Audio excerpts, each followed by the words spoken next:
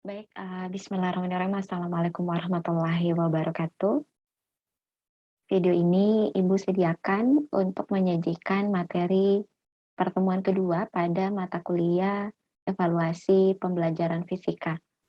Sesuai dengan uraian materi yang telah Ibu bagikan melalui Google Classroom bahwa pada pekan ini kita memulai pembahasan kita mulai dari konsep dasar evaluasi. Untuk menghasilkan waktu, baik, Ibu akan menampilkan beberapa poin yang akan dibahas dalam menguraikan hal-hal atau pembahasan yang terkait dengan konsep dasar evaluasi. Untuk pokok bahasan pada materi pertemuan kedua ini akan disajikan 7 bagian pembahasan. Yang pertama yaitu pengukuran, penilaian, evaluasi, dan tes. Jadi untuk poin pertama ini merupakan penjelasan awal terkait dengan keempat istilah yang kerap kali dimaknai sama khususnya dalam dunia pendidikan. Jadi untuk di poin pertama nanti disajikan suatu contoh yang nanti kita berupaya untuk membedakan fokus pandang kita pada suatu uraian kejadian sehingga para nandaku diharapkan mampu membedakan keempat istilah dari yang disajikan pada poin 1 yaitu terkait dengan pengukuran, penilaian, evaluasi, dan tes. Selanjutnya setelah ada penjelasan pendahuluan di poin 1, nanti keempat istilah ini akan diuraikan dalam setiap poin secara tersendiri yang anandaku sekalian bisa lihat pada poin 2 sampai dengan poin 5. Jadi mulai dari pengukuran, penilaian, evaluasi, dan tes. Selanjutnya di poin ke-6 dia akan dibahas tentang kedudukan atau peranan pengukuran, penilaian, dan evaluasi. Nah, mungkin anandaku sekalian mulai bertanya, kok kata tesnya hilang? Nanti dibahas di poin 6 ya. Kemudian yang ketujuh, hal-hal yang terkait dengan pelaksanaan evaluasi. Jadi kegiatan akhir dari seluruh suatu kegiatan seorang guru dalam melaksanakan pembelajaran adalah adanya pelaksanaan evaluasi. Nah, tentu dalam pelaksanaan evaluasi ini ada berbagai hal-hal yang perlu diperhatikan oleh seorang guru. Baik, untuk itu kita mulai dulu pembahasan dari poin pertama, yaitu terkait dengan pengukuran, penilaian, evaluasi, dan tes. Untuk di slide pertama ini, Ibu menyajikan, jadi untuk di slide ini Ibu menyajikan pertanyaan awal dulu, mengapa penting untuk membahas materi ini. Jadi kita seorang guru ya, saat ini Ibu yang berada di posisi itu dan kelak Ananda juga yang akan berada di posisi itu, akan dihadapkan pada berbagai istilah dalam menjalankan profesinya. Salah satunya adalah terkait dengan pengukuran, penilaian, evaluasi, dan tes. Mengapa penting untuk membahas tentang materi ini? Karena walaupun ya sebenarnya secara harfiahnya dalam melaksanakan tugas seorang guru secara profesional keempat-empatnya ini tentu kita akan mutlak lakukan, namun tidak ada salahnya ketika kita mengetahui perbedaan di antara empat istilah ini secara teori. Jadi ini mungkin akan bisa menjadi penanda ya, bukan mungkin sebenarnya, tapi ini akan menjadi salah satu penanda bagaimana kualifikasi kita sebagai seorang guru memang sudah tidak diragukan, ya salah satunya dengan memahami hal-hal yang terkait dengan dunia pendidikan khususnya dalam kegiatan pembelajaran, dalam hal ini mengkajinya juga secara teori. Nah, jadi kita mengetahui bahwa ternyata pada umumnya kadang kita sendiri bingung ya membedakan di antara empat istilah ini dan kadang kala dimaknai sama. Nah, sehingga pembahasan ini penting ya, kita mencoba mengkajinya secara teori. Namun ternyata untuk membedakan ini, memang pada kenyataannya ini hampir memang memiliki makna yang sama, tapi sebenarnya memiliki perbedaan. Perbedaan mendasarnya itu yaitu terletak pada fokus dan ruang lingkupnya. Jadi kalau misalnya kita mengatakan kata kuncinya adalah perbedaan di antara pengukuran, penilaian, evaluasi, dan tes terletak pada fokus, berarti dalam mendefinisikan suatu aktivitas seorang guru, itu kita perlu dulu menentukan fokusnya. Jadi dengan menentukan fokusnya itulah yang akan akhirnya akan bisa menentukan apakah suatu aktivitas guru itu masuk dalam pengukuran, ataukah masuk dalam penilaian, ataukah masuk dalam evaluasi, ataukah masuk dalam tes. Nah, sementara kalau jika dipandang dari ruang lingkupnya, tentu kalau misalnya kita membahas tentang ruang lingkup, berarti ada istilah yang lebih sempit dengan ada istilah yang lebih luas. Nah, kira-kira mana yang lebih luas dan mana yang lebih sempit di antara keempat istilah ini? Oke, baik, untuk menjawab beberapa pertanyaan awal kita, maka mari kita membahas dulu, masuk ke poin 2 dengan mulai membahas tentang pengertian pengukuran. Jadi sebelum kita masuk di poin kedua tentang penilaian pengukuran, Ibu sajikan berdasarkan buku referensi Ibu gunakan, Ibu menyajikan suatu deskripsi ya tentang suatu kondisi yang terjadi pada seorang guru. Nah, mari kita simak sama-sama. Jadi di dalam, walaupun ini sebenarnya gambarnya ada 2 guru ya, tapi anggaplah kita fokus pada satu guru ini ya, satu guru yang menghadapi para siswanya yang sementara diberikan tes. Jadi di dalam cerita ini seorang guru, katakanlah namanya Ibu Nisa ingin mengetahui apakah peserta didiknya ini telah menguasai suatu kompetensi dasar dalam mata pelajaran fisika yang ia ajarkan. Jadi si Bu Nisa ini sebagai seorang guru fisika, setelah memberikan sejumlah materi ya yang terkait dengan suatu capaian kompetensi dasar tertentu, nah ia ingin mengetahui sampai di mana penguasaan siswanya terhadap materi yang telah diberikan. Oke, baik. Nah, adapun hal-hal yang dilakukan oleh Ibu Nisa ya, karena sesuai dengan tujuannya tadi, yaitu ingin mengetahui penguasaan terhadap suatu kompetensi dasar yang telah ia ajarkan pada siswanya. Yang pertama adalah Ibu Nisa memberikan tes pada siswanya dengan memberi 25 soal pilihan ganda. Nah, jadi ketika Ibu Nisa memberikan tes sejumlah 25 nomor pilihan ganda, nah ini menandakan bahwa Ibu Nisa telah melakukan tes atau memberikan tes pada siswanya. Jadi ketika seorang guru ya memberikan sejumlah pertanyaan kepada siswanya untuk penguasaan tertentu, nah itu menandakan bahwa guru tersebut telah melakukan atau memberikan tes. Lanjut, Ibu Nisa setelah memberikan tes, memeriksa hasil pekerjaan peserta didiknya. Nah, jadi setelah siswanya ini mengerjakan 25 soal pilihan ganda tadi, ada hasilnya. Kemudian Ibu Nisa ini memperoleh data berupa skor ya, karena skor yang dimaksud Ibu Nisa mengidentifikasi mana benar mana yang salah, sehingga tentu ini akan diperoleh data ya, diperoleh data yang bervariatif antara siswa yang satu dan siswa yang lain ya. Misalnya mungkin ada yang mendapatkan 25, ada yang mendapatkan 30, ada juga mungkin yang mendapatkan sampai poin skornya, misalnya karena 25 tadi ya, skornya rata-rata misalnya ada yang mendapatkan skor 12, masuknya 12 benarnya dari 25 ya, ada juga mendapatkan skornya misalnya 15 ya, mungkin bisa jadi ada yang 20 atau bahkan mungkin ada yang 100% benar. Nah, ini dapatkan data yang bervariasi. Nah, ketika Ibu Nisa berada pada posisi ini, jadi fokus kita adalah pemeriksaan hasil pekerjaan ya. Jadi pemeriksaan hasil pekerjaan dengan menentukan skor yang diperoleh masing-masing siswa, maka saat itu dikatakan bahwa Ibu Nisa telah melakukan namanya pengukuran. Nah, setelah Ibu Nisa mendapatkan skor-skor yang diperoleh dari hasil pemeriksaan tes, maka lanjut di poin ketiga, data mentah. Jadi data mentah yang Ibu maksud di sini adalah skor ya. Oke.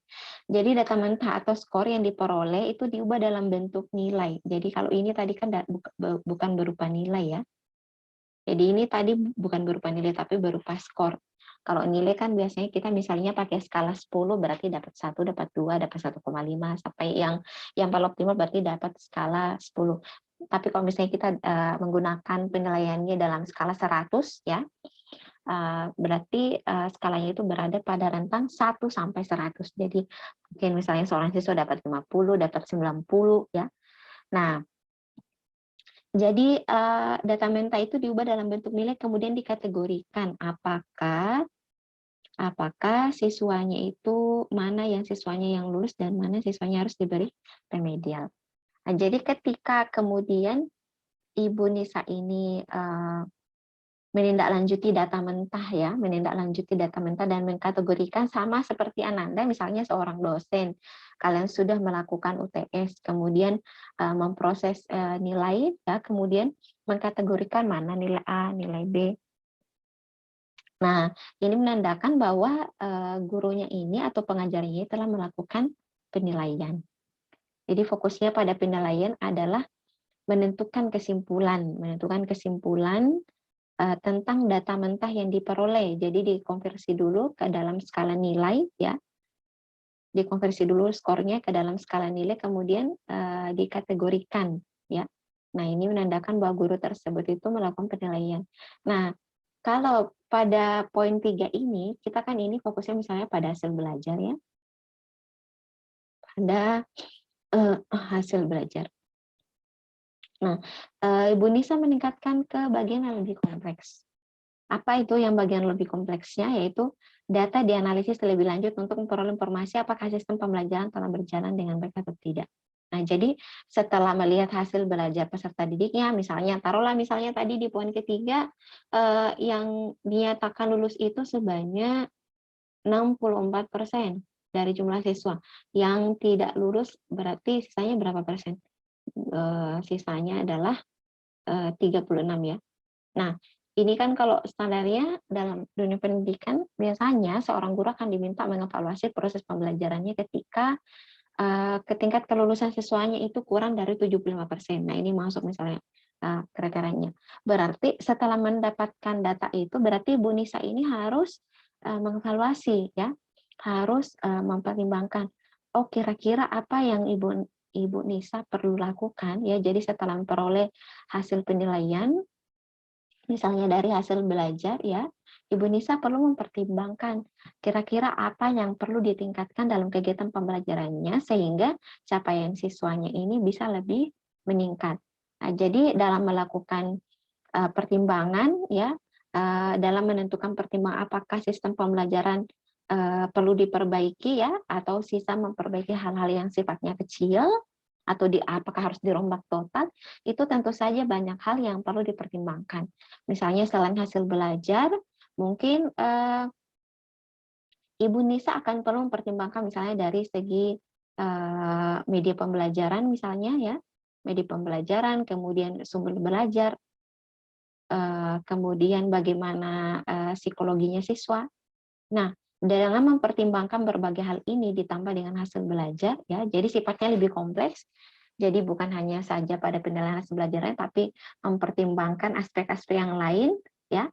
Jadi di posisi itu dikatakan bahwa Ibu Anissa melakukan evaluasi. Jadi evaluasi ini sebagai pencirik menindaklanjuti data yang diperoleh lebih lanjut sehingga ada kebermaknaan data yang diperoleh. Nah, kebermaknaan yang ingin diperoleh ini adalah tentu untuk mengambil suatu keputusan. Nah, salah satu keputusan bagi seorang guru tentu saja adalah evaluasi terhadap proses KBM atau kegiatan belajar mengajar yang telah dilakukannya. Mungkin ini untuk contoh awal yang bisa Ibu jelaskan terkait dengan untuk membedakan antara tes, pengukuran, penilaian, dan evaluasi. Selanjutnya mari kita membahas poin satu persatu untuk lebih memahami keempat istilah ini. Nah, kita mulai dulu dari pengukuran. Jadi pengukuran, kalau dalam slide ini Ibu memberikan beberapa poin penting terkait dengan pengukuran. Yang pertama adalah pengukuran adalah pemberian angka pada status atau atribut atau karakter tertentu yang dimiliki orang. Jadi ketika pada poin pertama ini, kita bisa memaknai bahwa pengukuran itu ditandai dengan adanya pemberian angka. Nah, jadi kalau tadi kan sudah cocok ya pada saat Ibu Nisa di poin kedua itu memeriksa hasil tes siswanya kemudian memberikan skor, ya, skor berapa benar, berapa jawaban yang keliru. Nah, ini memberikan angka. Nah, jadi ketika seorang guru memberikan angka, ya, dan ini memungkinkan dilakukan pada saat gurunya ini memberikan tes, nah itu dikatakan bahwa gurunya telah melakukan pengukuran. Nah, selain memberikan angka, itu diatur dengan menggunakan formulasi atau aturan yang jelas. Nah, jadi guru kalau mengukur itu perlu ada aturan yang jelas, ada panduan yang jelas dalam mengukur, ya. Oke, ini untuk bagian pertama. Bagian kedua, pengukuran dilakukan untuk melakukan penilaian. Nah, jadi ada pun tujuan dilakukannya pengukuran, yaitu tidak lain adalah untuk melakukan penilaian. Jadi kita mengukur itu karena ingin menilai. Nah, untuk seorang guru, kalau bagi mahasiswa prodi pendidikan fisika, biasanya kan mengukur dilakukan dalam kegiatan praktikum, ya. Nah, tentu di dalam kegiatan praktikum itu, kenapa ada pengukuran? Karena ingin melihat, ingin menilai hubungan antar variabel. Nah, setelah menilai hubungan antar variabel, akhirnya bisa menyimpulkan. Nah, menyimpulkan ini katakanlah dia berada di bagian evaluasi, itu analogi lebih sederhana, ya. Kemudian di poin ketiga, pendapat lain menjelaskan bahwa pengukuran adalah membandingkan sesuatu dengan sesuatu ukuran yang lainnya. Nah, ini lebih ngena ini dengan fisika, ya. Jadi misalnya kalau kita mengukur panjang misalnya menggunakan mistar, ya. Berarti kita membandingkan standar yang berlaku dalam skala mistar terhadap apa yang kita ukur. Jadi kalau misalnya pun kita mengukur dengan menggunakan, taruh misalnya ada suatu buku, ya, kemudian kita mengukurnya dengan sebuah penghapus. Nah, jadi penghapus ini bisa jadi menjadi sebuah alat ukur. Kapan dikatakan lulus? Ketika penghapus ini kita letakkan di sepanjang buku dan akhirnya kita mengetahui bahwa panjang buku ini taruhlah misalnya 10 kali lipat dari panjang penghapus. Nah, artinya kan kita membandingkan antara panjang yang dimiliki oleh penghapus ini dengan panjang yang dimiliki buku, sehingga diperoleh bahwa panjang buku tidaklah adalah 10 kali panjang dari penghapus. Nah, itu dikatakan bahwa kita melakukan pengukuran. Nah, sama tadi yang dilakukan oleh seorang guru tadi, ya, Ibu Nisa tadi, ya, pada saat membandingkan kemampuan siswanya. Jadi kemampuan siswanya kan variatif. Misalnya tadi ada 25. Ada untuk yang soal jumlah jawaban yang benar itu harusnya adalah 25. Jadi ini pembandingnya nih, standarnya. Nah, nanti dibandingkan. Mungkin ada siswa yang dapat skor 12, berarti 12 dibandingkan terhadap 25. Yaitu namanya adalah melakukan pengukuran, ya. Kemudian kita lanjut di poin keempat. Pengukuran juga dimana adalah sejumlah data yang dikumpulkan dengan menggunakan alat ukur. Jadi ciri yang pertama pengukuran adalah ada data yang dikumpulkan yang menggunakan alat ukur. Jadi ada alat ukur yang jelas. Nah, alat ukur yang jelas seperti apa itu dalam pendidikan? Nanti sebentar akan kita bahas, ya, di bagian tertentu.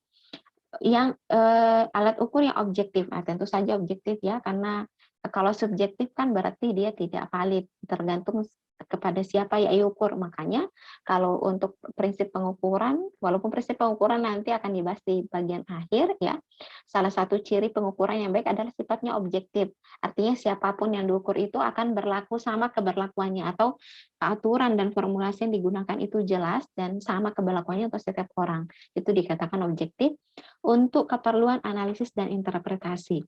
Jadi kenapa kemudian kita perlu mengumpulkan data dengan menggunakan alat, ya, karena sebenarnya untuk keperluan analisis dan interpretasi. Jadi ketika seseorang telah melakukan itu, maka dikatakan bahwa seorang tersebut melakukan pengukuran. Dan terakhir adalah pengukuran dalam dunia pendidikan dimanai dengan pengumpulan data melalui pengamatan empiris. Jadi apapun yang dilakukan oleh seorang guru dalam mengobservasi perkembangan siswanya secara empiris. Maksudnya secara empiris itu diamati secara diamati secara langsung, ya. Nah, maka dikatakan bahwa gurunya ini melakukan pengukuran. Pengamatan empiris juga ditandai dengan itu tadi adanya aturan dan formulasi yang jelas. Misalnya tadi memberikan tes ya, memberikan tes. Nah, sisi empirisnya ya, sisi empiris itu identik dengan untuk mengkaji fakta, ya dibutuhkan namanya tes, kemudian tesnya jelas ya, apa isinya, dan kemudian cara menilai hasil tesnya seperti apa itu harus jelas, sehingga ada data yang diperoleh untuk bisa dianalisis dan diinterpretasi. Itu namanya sejumlah kegiatan bersifat empiris ya. Itu untuk pengertian pengukuran.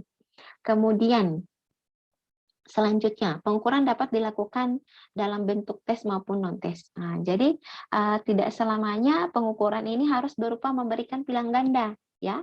Jadi karena tadi ini Ibu sempat menyinggung tentang menggunakan alat, nah alatnya ini bisa berupa tes ataupun non-tes. Nah, nanti akan kita bahas tentang tes non-tes itu nanti di pertemuan-pertemuan selanjutnya. Perbedaan antara pengukuran dan evaluasi. Jadi apa perbedaan antara pengukuran dan evaluasi? Jadi kalau pengukuran itu menitikberatkan pada kuantitas yang hasilnya diperoleh dari instrumen yang digunakan. Jadi walaupun sebenarnya di sini ada non-tes, tapi pada umumnya pengukuran itu menggunakan tes yang identik nanti akan menghasilkan namanya data dalam bentuk angka. Nah, jadi ketika kita menitikberatkan pada bentuk angka atau hasil data mentah yang kita peroleh, nah itu artinya bahwa kita fokusnya pada pengukuran. Nah, sementara kalau evaluasi dia dalam bentuk kualitatif.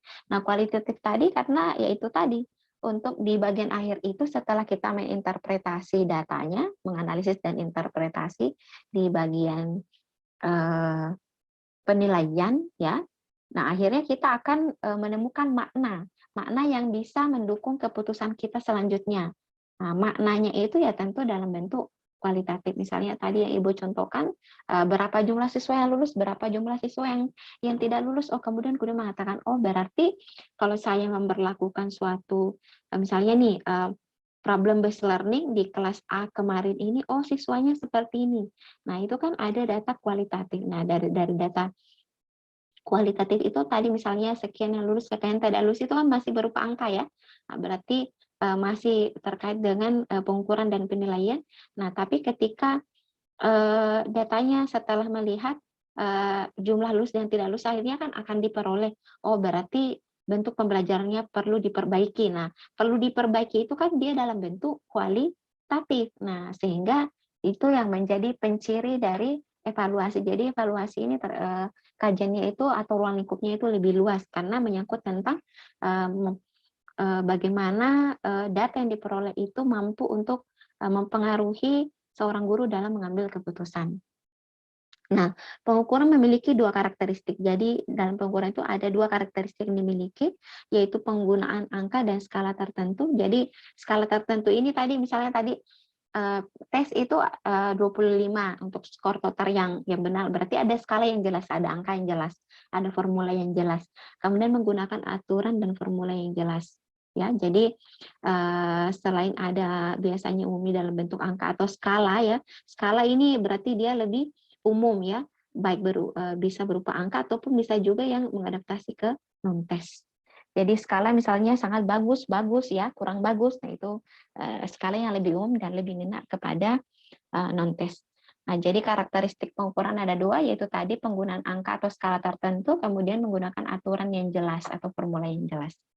Mungkin itu untuk pengertian pengukuran. Kita masuk di poin ketiga, yaitu pengertian penilaian. Jadi penilaian di dalam dunia pendidikan ya biasa disebut juga sebagai asesmen. Jadi sebenarnya untuk dulu nama mata kuliah yang saat ini Ibu ampu itu evaluasi pembelajaran fisika, dulunya itu dikatakan asesmen ya. Jadi ada kata asesmennya dulu, tapi setelah perombakan kurikulum itu diganti dengan nama mata kuliah evaluasi ya. Jadi istilah lain dari penilaian adalah asesmen. Asesmen ini atau penilaian ini dapat diartikan sebagai penerapan berbagai cara dan penggunaan berbagai alat ukur. Jadi kata kuncinya di sini berbagai cara dan berbagai alat ukur untuk memperoleh informasi tentang progres hasil belajar Jadi dilakukan berbagai cara, dengan menggunakan berbagai alat untuk memperoleh progres hasil belajar. Ini spesifik untuk bagi seorang guru ya. Ini salah ketik ini atau ketercapaian kompetensi peserta didik. Jadi penilaian secara khusus untuk bagi seorang guru itu dilakukan untuk mengetahui progres hasil belajar. Kenapa perlu diketahui progres hasil belajar? Ya karena untuk mengetahui apakah kompetensinya sudah tercapai atau tidak. Seperti yang Ananda sekalian ketahui di mata kuliah telah kurikulum, seorang guru ketika diberikan amanah misalnya mengajar fisika di kelas 10, dan di kurikulum itu misalnya di kurikulum tercantum 5KD. Nah, kompetensi dasar ini perlu dinilai oleh seorang guru ya, dilihat progresnya pada siswanya, apakah ke-5KD yang ada di dalam kurung misalnya pada semester 1 itu sudah dicapai. Kenapa perlu mengetahui apakah dicapai atau tidak? Tentu perlu dilakukan pelaporan. Nah, nanti ini yang akan lebih lanjut dibahas ya. Jadi karena kalau Ibu langsung bahas sampai ujungnya berarti Ibu sudah bahas sampai evaluasi ya. Tapi karena kita masih di penilaian, kita fokus dulu pada penilaian. Jadi ketika seorang guru melakukan berbagai cara dengan menggunakan berbagai alat ukur untuk melihat progres hasil belajar atau ketercapaian kompetensinya, maka dikatakan bahwa guru tersebut melakukan penilaian atau asesmen. Selanjutnya, penilaian hasilnya dapat berupa nilai kualitatif atau kuantitatif. Jadi karena tadi pengukuran itu dilakukan untuk melakukan penilaian, dan pengukuran bisa dalam bentuk tes dan non-tes, makanya datanya ini atau hasilnya ini bisa saja berupa angka, ya deretan angka, atau berupa keterangan, ya atau skala tertentu.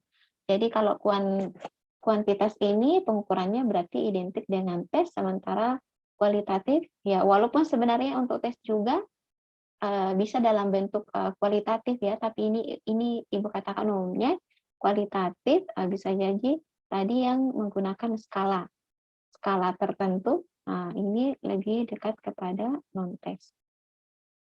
Selanjutnya, jadi ketika ada data ciri dari penilaian itu, ada data yang diperoleh atau hasil yang diperoleh baik berupa kuantitatif ataupun kualitatif. Mungkin sepintas ada yang mengatakan lagi. Jadi Bu tadi untuk evaluasi kualitatif, nah itu nanti kita bahas lebih lanjut di poin khusus untuk evaluasi ya. Dan untuk membedakan istilah kualitatif di penilaian dan istilah kualitatif di evaluasi. Jadi kalau di sini kuantitatif kualitatif ini penyajiannya dalam bentuk data yang diperoleh. Selanjutnya, secara umum penilaian diartikan sebagai kegiatan menafsirkan dan mendeskripsikan hasil penilaian. Jadi penilaian ini tadi misalnya kan tadi Ibu Nisa pada saat mendapatkan skor 12, 20, 25 itu kan baru skor mentah ya, belum diberikan penafsiran. Nah, setelah masuk di penilaian baru kemudian ditafsirkan.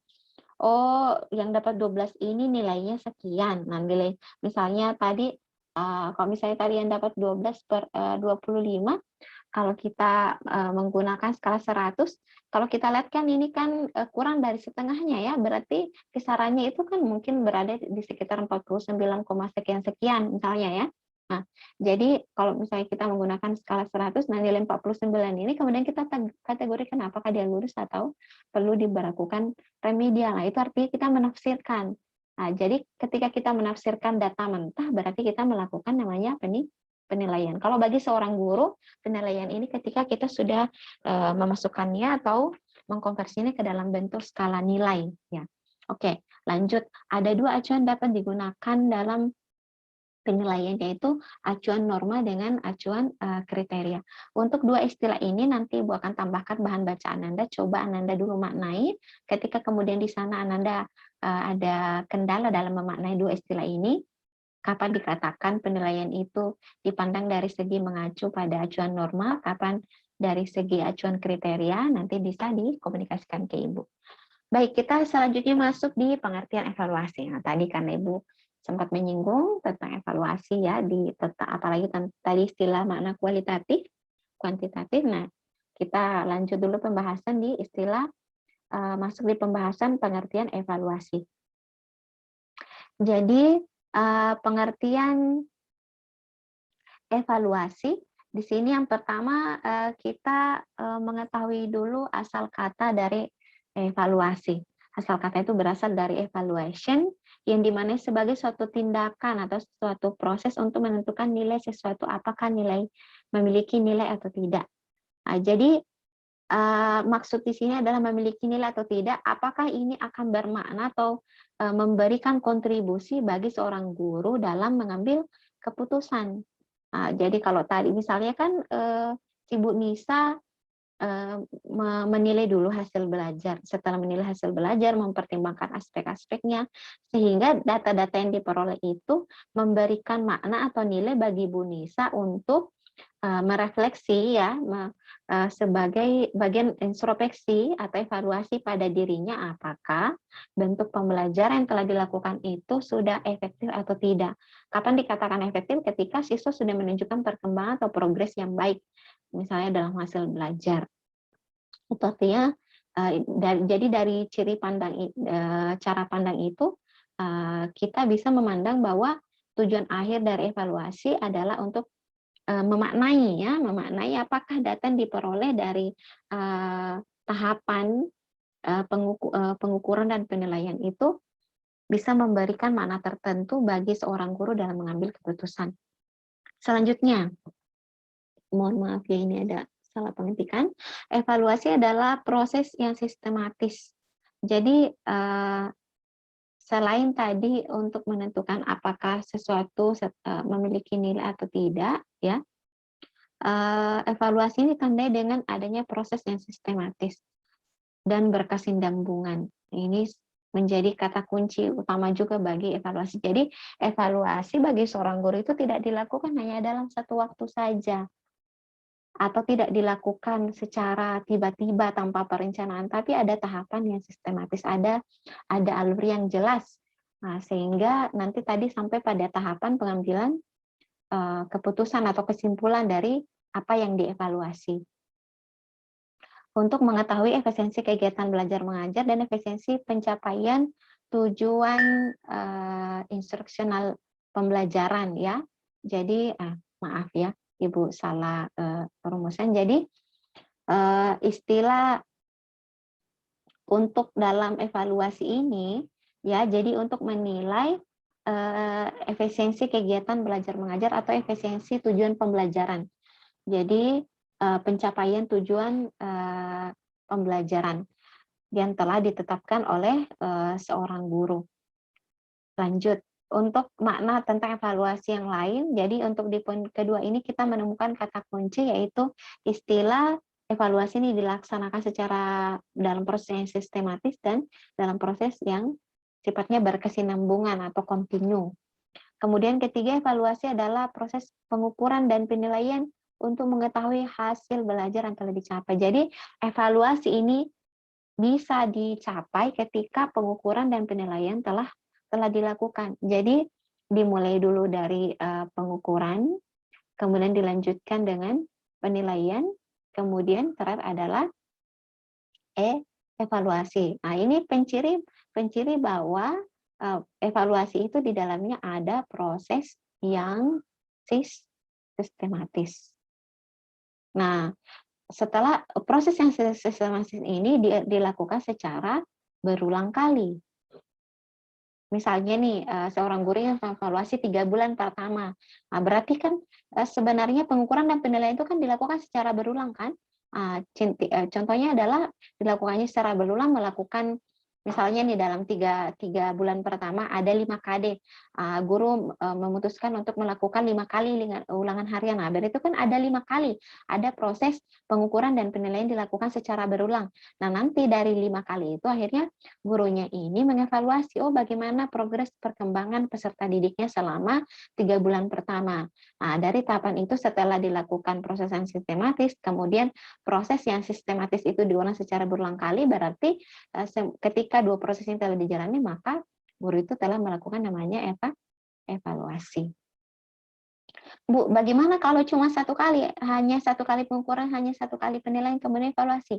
Tentu bisa jadi juga dikatakan ini adalah evaluasi, tapi ruang lingkupnya atau kebermaknanya itu menjadi semakin sempit. Misalnya nih guru baru melakukan 1 kali UH.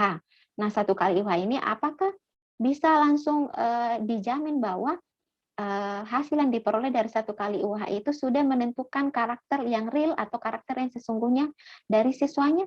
Nah, tentu ruang lingkupnya sangat sempit ketimbang ketika seorang guru ini melakukan pengukuran dan penilaian itu secara berulang kali. Maka akan bisa dilihat data yang lebih bermakna karena di ulang hari yang pertama seorang siswa capaiannya seperti ini.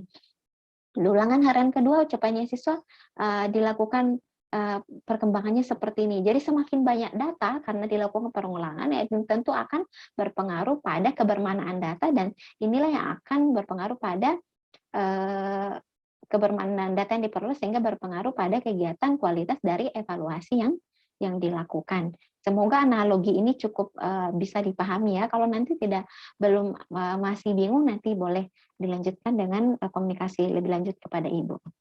Oke. Ciri-ciri evaluasi, apa yang menjadi ciri khas? Jadi ciri khasnya itu di sini dicantumkan 5, yaitu sebagai kegiatan yang sistematis. Ini salah ketik lagi, mohon maaf ya, ada tiponya. Tadi Ibu sudah jelaskan ya, evaluasi sebaiknya dilakukan di setiap akhir program. Nah, jadi tadi misalnya akhir program misalnya 3 bulan pertama, satu semester, kemudian masuk di semester kedua di 3 bulan pertama di semester kedua, kemudian di 1 tahun pembelajaran. Nah, itu artinya kan ada penilaian secara berkala ya. Nah, itu bisa menandai bahwa seorang guru tersebut telah melakukan namanya evaluasi. Yang kedua, dalam pelaksanaan evaluasi dibutuhkan data yang akurat untuk menentukan keputusan yang dibuat. Nah, betul ya. Jadi perlu kenapa? Jadi tadi Ibu sudah singgung bahwa kenapa kemudian seorang guru ini perlu melakukan pengukuran dan penilaian secara berulang ya, yang merupakan penanda evaluasi, karena tilanya adalah untuk mendapatkan data yang akurat. Jangan sampai kita keburu menyimpulkan, wah si A ini ternyata progres hasil belajarnya buruk. Nah, tapi karena kita baru melakukan 1 kali. Nah, bisa jadi mungkin kenapa kemudian seorang siswa nilai ulang hariannya rendah, bisa jadi mungkin pada saat dia tes dia dalam keadaan sakit perut. Nah, tapi karena kita keburu menyimpulkan, akhirnya data yang kita peroleh tidak akurat. Nah, makanya di dalam evaluasi itu tadi perlu adanya sistematis dengan berkesinambungan sehingga diperoleh data yang akurat. Kenapa dibutuhkan data yang akurat? Untuk supaya kita bisa menghasilkan keputusan yang tepat ya, yang seharusnya. Kemudian ketiga, kegiatan evaluasi dalam pendidikan tidak terlepas dari tujuan pembelajaran.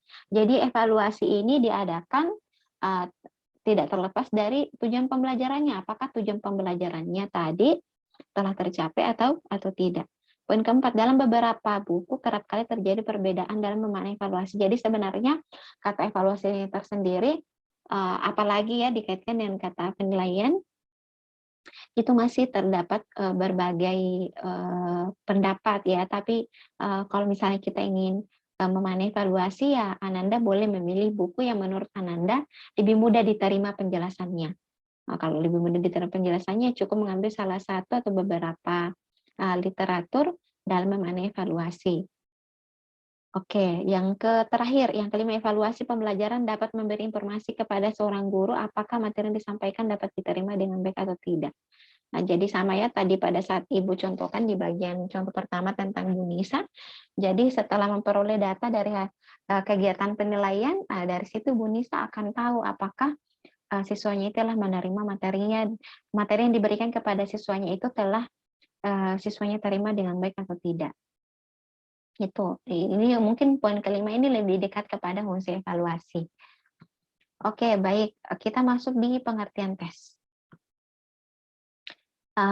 Ibu di awal pemberian tes ini, Ibu memberikan definisi ya dalam bentuk bahasa asing ya. Jadi tes ini dimaknai sebagai metode ya untuk mendefinisikan atau mengetahui kemampuan siswa dalam menyelesaikan suatu tugas ya, suatu tuntutan ya, tuntutan tugas, ataupun mendemonstrasikan kemampuan mendemonstrasikan sesuatu untuk mengetahui keterampilan atau pengetahuan ya, pengetahuan yang dimiliki oleh siswa tersebut. Nah, jadi tes ini merupakan salah satu cara untuk mengetahui kemampuan siswa, itu kata kuncinya. Jadi beberapa hal yang dapat disimpulkan tentang tes. Yang pertama adalah cara atau metode. Nah, ini sebenarnya untuk yang poin satu ini adalah makna dari yang Ibu tadi paparkan ya, yang di bagian atas ini. Jadi cara atau metode untuk menentukan kemampuan siswa menyelesaikan tugas tertentu atau mendemonstrasikan penguasaan atau keterampilan atau pengetahuan. Jadi itu tadi kata kuncinya. Jadi cara atau metode untuk mengetahui kemampuan siswa dalam menyelesaikan tugas atau mendemonstrasikan suatu keterampilan atau pengetahuan tertentu. Kemudian yang kedua, terdapat beberapa bentuk tes. Jadi tes itu ada beberapa jenisnya, nanti dibahas lebih lanjut. Kemudian fungsi tes adalah sebagai alat ukur. Nah, jadi karena tadi seorang guru melakukan pengukuran membutuhkan alat ukur, jadi salah satu fungsi tes itu adalah sebagai alat ukur. Jadi melalui penjelasan awal ini, kita bisa memaknai bahwa di dalam pengukuran tidak terlepas dari adanya penggunaan alat ukur. Nah, alat ukurnya ini salah satunya dalam bentuk tes. Walaupun tadi di bagian pengukuran sudah dijelaskan bahwa pengukuran itu bisa berupa tes ataupun bisa juga berupa non-tes. Tes berdasarkan bentuknya dibedakan menjadi tes uraian dan tes objektif. Jadi kalau di dalam buku yang Ibu gunakan hanya menyebutkan tes uraian, tapi di sejumlah buku yang lainnya tes uraian ini kadang juga disebut sebagai tes subjektif. Kenapa dikatakan tes subjektif? Menurut sumber lain karena di dalam tes subjektif kadang memancing suatu kondisi di mana seorang guru atau seorang penilai itu bersifat subjektif. Misalnya karena ini tes uraian ini kalau istilah umumnya kita lebih kenal ya, bentuknya dalam bentuk soal esai.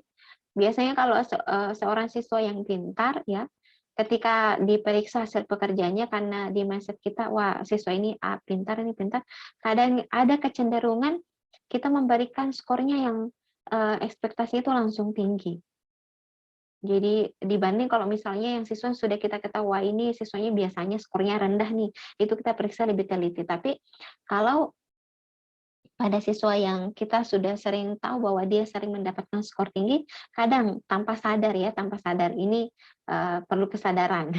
Tanpa sadar kadang mungkin kita refleks untuk memberikan nilai yang skor yang tinggi. Nah ini sehingga memancing adanya sifat atau sisi subjektif. Nah ini pendapat sebagian buku saja Nanda.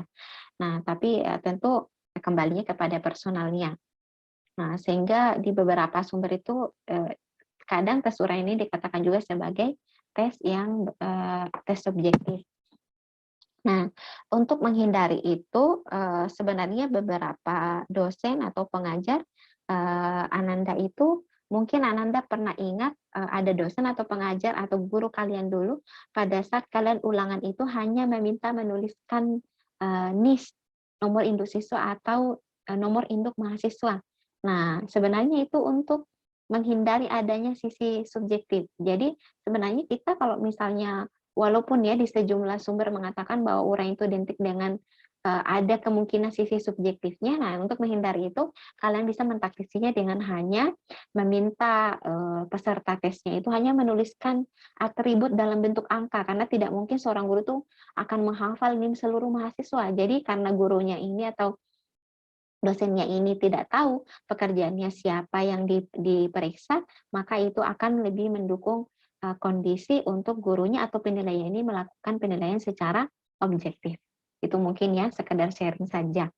Kemudian selain tes uraian atau tes subjektif, ada juga tes yang lainnya atau tes objektif. Nah, tes subjektif ini ada beberapa macam, ada true false atau soal benar salah, soal menjodohkan atau matching test, dan soal pilihan ganda atau multiple choice. Walaupun sebenarnya untuk multiple choice ini dibagi-bagi lagi ke dalam beberapa bagian, tapi untuk bagian ini kita sebut istilah umumnya saja dulu, pembahasan umumnya saja dulu tentang multiple choice. Bisa jadi mungkin nanti di pembahasan di bab-bab tertentu di pertemuan berikutnya kita akan lebih mendalami beberapa bentuk tes ini dalam belajar mengembangkan bentuk tes ataupun non-tes. Berdasarkan cara melakukannya ini, tes juga dibedakan menjadi 3 ya. Jadi kalau tadi berdasarkan bentuknya ada 2, kalau berdasarkan cara pelaksanaan itu ada 3, itu tes tertulis, tes lisan, ataupun tes unjuk kerja. Jadi mendemonstrasikan sesuatu itu atau misalnya memperagakan sesuatu berarti itu masuk tes unjuk kerja. Kalau misalnya kita memberikan sejumlah pertanyaan kepada siswa kemudian dijawab secara langsung, nah itu penanda bahwa tesnya itu berupa lisan. Kemudian tes tertulis ya tentu banyak misalnya tadi saat Ibu Nisa memberikan 25 nomor pilihan ganda, tidak mungkin kan satu orang diminta menjawab secara lisan. Nah, itu nanti tentu membutuhkan waktu yang lebih banyak. Jadi ini juga berpengaruh pada metode pemberian tes dan dengan mempertimbangkan efisiensi waktu. Kemudian penjelasan terakhir untuk tentang penjelasan awal tentang tes ini. Jadi jika ini kan dari tadi kita membahas tentang tes ya. Jika yang diukur itu merupakan aspek atribut pendidikan ya atau aspek psikologis, misalnya tentang aspek sosialnya ya, bagaimana dia berinteraksi dengan teman-temannya ya. Nah, maka lembar observasi atau instrumen yang memungkinkan digunakan dalam bentuk non tes. Jadi misalnya mengamati bagaimana sifat tenggang rasa seorang siswa terhadap temannya, bagaimana ia menghargai pendapat temannya. Nah, ini lebih cocok diberikan yang namanya lembar non-tes. Oke, kita masuk di poin ke-6, yaitu kedudukan pengukuran penilaian dan evaluasi. Jadi apa peranan pengukuran penilaian dan evaluasi?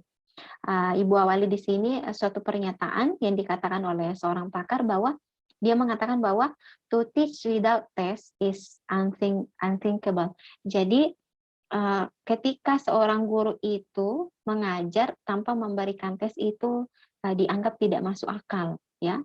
Jadi ya ini dari kalimat ini mengisyaratkan bahwa tes ini atau proses menilai ini merupakan sesuatu yang wajib yang seharusnya dilakukan oleh seorang guru. Nah, adapun pendapat lain menyatakan bahwa pengukuran adalah awal dari pembelajaran. Tanpa pengukuran tidak terjadi penilaian dan tanpa penilaian tidak terjadi evaluasi. Nah, tadi kan Ibu sudah jelaskan ya bahwa evaluasi itu terjadi ketika adanya pengukuran. Nah, setelah adanya pengukuran ditindaklanjuti dengan penilaian, dari penilaian inilah yang akan menghasilkan evaluasi. Nah, adapun untuk memaknai tentang kedudukan pengukuran penilaian dan evaluasi, coba kita lihat dulu untuk membedakan penilaian dan evaluasi ditinjau dari 3 aspek. Yang pertama pelaksanaan. Jadi kalau penilaian sebelum, saat, dan akhir pembelajaran sehingga terus bergulir tanpa henti untuk penilaian. Nah, sementara untuk evaluasi saat akhir pembelajaran. Jadi kata kunci tadi, walaupun sebenarnya kata kunci tadi dievaluasi sistematis dan berkesinambungan, jadi berkesinambungannya itu penilaian yang dilakukan secara berulang kali itu, ya, itu sebenarnya untuk dilakukan akan berpengaruh pada evaluasi, yaitu di akhir pembelajaran, ya. Jadi dilakukan tadi berulang karena nanti ingin disimpulkan di akhirnya. Disimpulkan di akhirnya itu karena tadi setelah melakukan kegiatan yang berulang, ya. Kemudian dari segi konten, untuk penilaian didasarkan pada masalah atau kemampuan yang dimiliki siswa. Sementara kalau evaluasi didasarkan pada materi yang telah diberikan. Jadi untuk di poin kedua ini fokus antara penilaian dengan evaluasi. Jadi kalau fokusnya di penilaian adalah melihat kemampuan siswa, misalnya tadi pada saat Bu Nisa memberikan tes, fokusnya Bu Nisa kan adalah melihat siapa yang lulus dengan siapa yang tidak lulus. Nah, sementara di fokusnya di evaluasi adalah mau melihat ketercapaian dari materi yang telah diberikan. Apakah materi yang telah diberikan itu sudah sampai dengan baik atau tidak. Jadi seperti yang tadi Ibu jelaskan di bagian awal sekali, bahwa untuk membedakan istilah tes, pengukuran, penilaian, dan evaluasi itu dipandang dari fokusnya. Jadi ketika fokusnya pada kemampuan berarti itu identik dengan penilaian, tapi ketika kita fokus apakah materi yang telah diajarkan sudah diajarkan dengan baik atau tidak, berarti penanda bahwa kita memandangnya dari segi evaluasi. Kemudian tujuan penilaian itu untuk melihat kondisi siswa, baik saat ini, melihat kondisi siswa saat ini. Jadi saat ini itu karena dilakukan secara berulang ya. Jadi pada saat kita melakukan penilaian berarti kita menilai pada saat itu juga, ya, baik kemampuan ataupun kesulitan ataupun kebutuhan belajarnya. Jadi penilaian itu tadi kalau misalnya dilakukan Bu Nisa khusus untuk dalam aspek belajar, di waktu yang lain mungkin kita ingin melakukan kemampuan untuk kebutuhan belajarnya, di waktu yang lain kita ingin melakukan kemampuan untuk melihat kesulitan belajarnya jadi ada banyak bentuk penilaian. Nah, sementara untuk dievaluasi untuk mengukur seberapa jauh materi yang telah diberikan dapat diserap atau dikuasai siswa. Jadi tujuannya evaluasi itu tadi adalah untuk mengetahui seberapa jauh siswa telah ini ya, untuk mengukur seberapa jauh capaiannya siswa setelah diberikan materi tertentu, apakah sudah dikuasai atau tidak. Jadi ini untuk evaluasi itu lebih bersifat lebih kepada kualitatif ya. Kualitatif inilah yang akan berpengaruh pada keputusan guru selanjutnya untuk membuat perencanaan setelah mengevaluasi dari proses kegiatan belajar mengajar yang telah dilakukan. Yang terakhir pembahasan kita adalah hal-hal yang terkait dengan pelaksanaan evaluasi. Jadi hal-hal yang perlu akan kita bahas pada poin 7 ini, yang pertama dari tujuan evaluasi. Jadi tujuan evaluasi pertama adalah sarana untuk mengetahui tingkat pengetahuannya siswa. Jadi kenapa kemudian evaluasi itu diperlukan ya? Karena ingin mengetahui tingkat pengetahuannya siswa. Tingkat pengetahuannya siswa itu bisa kita ketahui dengan setelah melalui proses penilaian. Yang kedua, sebagai alat ukur untuk memotivasi semangat belajar peserta didik. Jadi pada kondisi tertentu, jadi dengan kita melakukan evaluasi, anak kita bisa seorang guru ada masukan bagi kita sebagai seorang pengajar untuk bisa mensupport atau memberikan motivasi kepada siswa kita. Misalnya si A di ulangan pertama dapat 90. Nah, kita bisa memberikan motivasi. Misalnya namanya Tuti, kamu di ulangan harian pertama ini sangat bagus capaiannya, dipertahankan ya. Ketika kita memberikan kata kunci dipertahankan Nanda ya, itu berarti kita memberikan motivasi. Sama pada saat kita mendapati siswa kita mungkin di ulangan hari pertamanya kita mendapati dia mendapatkan nilai 30. Nanda, tidak apa-apa di ulangan harapan pertama ini Ananda dapat 30, bisa nanti ditingkatkan lagi.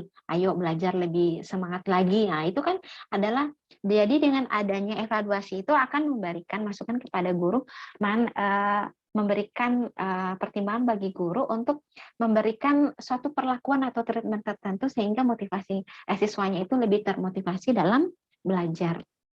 Kemudian yang ketiga, evaluasi adalah cara untuk menilai ketercapaian tujuan. Jadi lagi-lagi tadi bahwa evaluasi ini tidak terlepas dari tujuan pembelajaran. Kemudian keempat, evaluasi bagi seorang guru BK. Nah, jadi ternyata bukan hanya informasi evaluasi yang diperoleh ini bukan hanya bermanfaat bagi guru mapel yang bersangkutan, tapi ternyata juga berpengaruh pada atau bisa memberikan informasi pada informasi yang diberikan oleh guru BK. Nah, kenapa? Kemudian misalnya contoh kasusnya seperti ini, ada anak setelah dilakukan evaluasi, ada anak di 3 ulangan hari yang pertama ya, atau tiga bulan pertama anaknya ini prestasi akademiknya sangat baik.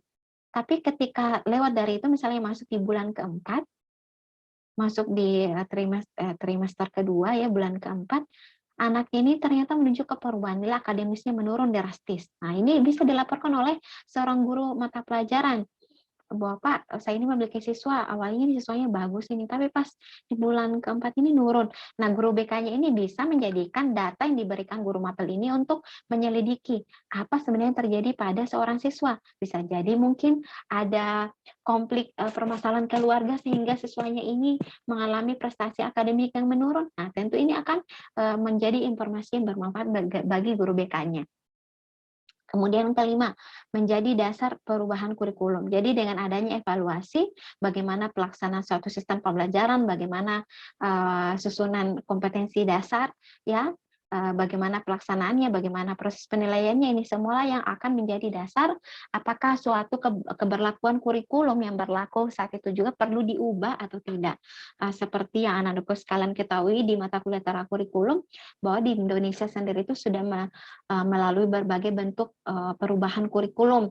Nah, tentu di setiap perubahan itu terjadi karena adanya kegiatan evaluasi. Nah, selanjutnya fungsi evaluasi secara umum yaitu untuk menunjukkan kemajuan, menunjukkan penyusunan rencana, kemudian memperbaiki dan melakukan penyempurnaan kembali. Nah, ini kalau untuk ini Bu rasa bisa dimanai ya, dimanai Nanda ya, sesuai dengan apa yang Ibu jelaskan pada poin-poin sebelumnya. Kemudian di dalam dunia pendidikan, evaluasi dipandang dari 3 segi. Jadi dari segi psikologis, dari segi didaktik, dan dari segi administratif. Untuk ketiga istilah ini sama, nanti Ibu berikan bahan bacaan untuk uraiannya secara jelas, lebih jelas atau lebih detail. Kalau ada permasalahan bisa dikomunikasikan ke Ibu. Kemudian prinsip dan syarat evaluasi. Jadi kita mulai dari prinsip. Yang pertama itu harus adil dan objektif, kemudian komprehensif atau menyeluruh, kemudian kontinuitas atau berkelanjutan, kemudian kooperatif. Jadi evaluasi itu sifatnya harus kooperatif. Kooperatif di sini dalam artian seorang guru itu bukan hanya memperhatikan bagaimana interaksinya terhadap siswanya, tapi ada bentuk komunikasi misalnya dengan orang tua siswanya, ya itu namanya kooperatif. Jadi adanya suatu sistem komunikasi atau hubungan interaksi yang terbangun antara suatu pihak dengan pihak yang lainnya, yang tentu mendukung bagaimana progres atau perkembangan seorang peserta didik dalam menunjukkan kemampuannya dalam suatu keterampilan atau pengetahuan tertentu. Itu namanya sisi kooperatif. Kemudian praktis, dan yang terakhir adalah tindak lanjut, ya, tindak lanjut dari data-data yang diperoleh sehingga berpengaruh pada pengambilan keputusan. Kemudian syarat evaluasi yang pertama harus valid. Ya, evaluasi, kalau kata valid kan Anda tentu sudah tahu ya, yaitu misalnya dalam istilah pengukuran, valid ini dikatakan ketika sudah mengukur apa yang seharusnya diukur, ya, sama dengan evaluasi itu harus valid. Artinya tadi bahwa dengan diperolehnya data yang akurat diharapkan mampu dihasilkannya keputusan yang tepat bagi seorang guru. Kemudian handal atau reliable, kemudian bersifat objektif, seimbang, membedakan. Ya, membedakan ini artinya ciri bahwa terbedakan adanya misalnya tadi data yang diperoleh dalam bentuk variatif. Nah, itu artinya memang bahwa guru tersebut itu telah melakukan evaluasi, kemudian memperhatikan sisi norma, adil, dan praktis. Kemudian karakteristik dan tahap-tahap evaluasi. Karakteristik evaluasi yaitu memiliki implikasi tidak langsung kepada siswa, kemudian lebih bersifat tidak lengkap, dan memiliki sifat kebermanaan yang relatif. Untuk penjelasan ini nanti Bu berikan bahan bacaan, di situ nanti akan dijelaskan secara detail kenapa dikatakan bahwa evaluasi itu tidak memiliki implikasi tidak langsung kepada siswa, kemudian kenapa dikatakan bersifat tidak lengkap. Nah, kalau untuk poin kedua ini, clue yang Ibu berikan, kenapa dianggap tidak lengkap, karena sifat evaluasinya adalah sistematis dan berkesinambungan. Jadi, kenapa dikatakan tidak lengkap? Karena dianggap memang setiap bagian evaluasi itu perlu dilanjutkan pada tahap-tahapnya dilakukan secara berkesinambungan. Kemudian tahap-tahap evaluasi dimulai dengan menentukan tujuan, ya. Kemudian menentukan rencana evaluasi, kemudian melakukan pengumpulan data informasi, yang keempat analisis dan interpretasi, dan yang kelima adalah tindak lanjut. Jadi setelah melakukan membahas tadi terkait dengan hal-hal yang terkaitan dengan evaluasi, maka pada akhirnya seorang guru setelah melakukan proses kegiatan belajar mengajar perlu merefleksi diri dengan mengajukan pertanyaan pada dirinya. Pertanyaan tersebut yang pertama adalah, dengan selesainya pelajaran saya ini, apakah tujuan yang ingin dicapai sudah tercapai? Kemudian yang kedua, seberapa jauh pencapaian setiap siswa, ya. Kemudian berapa orangkah yang sudah mencapai? Yang keempat, seandainya belum tercapai, bagian dari tujuan mana saja yang belum tercapai? Jadi setelah melihat siswanya mana yang sudah mencapai, mana yang tidak. Nah, guru ini perlu menindaklanjuti, oh tujuan yang mana yang tidak tercapai. Nah, tujuan yang tidak tercapai itulah yang bisa ditindaklanjuti. Nah, seandainya belum tercapai, faktor-faktor apa yang menyebabkan. Jadi, setelah guru melihat, oh ternyata siswa untuk tujuan yang ketiga ini, di sini banyak siswa yang tidak lulus. Nah, kira-kira apa faktornya? Nah, dengan guru melakukan atau mengajukan pertanyaan-pertanyaan seperti ini menandakan bahwa Anda sebagai seorang guru telah melakukan evaluasi pembelajaran. Oke, ini menjadi penutup pada bagian materi pertemuan 2 terkait dengan konsepsi evaluasi pembelajaran. Lebih dan kurangnya mohon dimaafkan. Sekali lagi jika di sepanjang penjelasan Ibu ada bagian yang Ananda tidak pahami, boleh berkoordinasi lebih lanjut kepada Ibu. Baik, demikian Ibu akhiri dengan ucapan terima kasih telah menyimak dengan baik. Ibu akhiri dengan wabillahi taufiq wal hidayah. Wassalamualaikum warahmatullahi wabarakatuh.